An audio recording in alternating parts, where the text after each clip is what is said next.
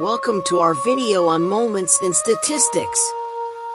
You might be wondering what moments are and why they're important in statistics. Well, you're in the right place. In this video, we'll explore the history of moments, their main concept, and why we use them. We'll also provide comprehensive and solid examples to help you better understand this crucial concept in statistics. Moments have been used in statistics since the early 19th century. The great mathematicians of the time, including Carl Friedrich Gauss and Adrien Marie Legendre, used moments to describe the properties of probability distributions. Over time, the concept of moments has evolved to include higher-order moments and more complex distributions.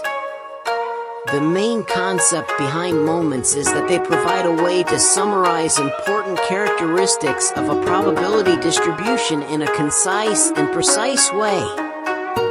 The first moment of a distribution is its mean, which provides information about its central tendency. The second moment is its variance, which provides information about its variability. Higher-order moments provide information about the distribution's shape and skewness.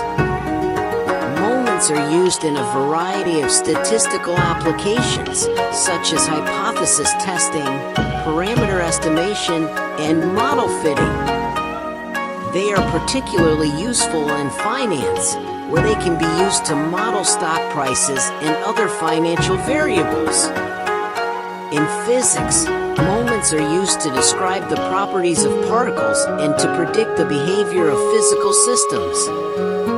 Let's look at a few examples of the use of moments. In finance, moments can be used to analyze stock prices over time.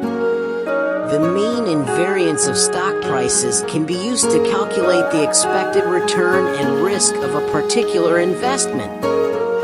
Higher-order moments, such as skewness and kurtosis, can provide information about the shape of the distribution of returns and help investors make decisions about asset allocation.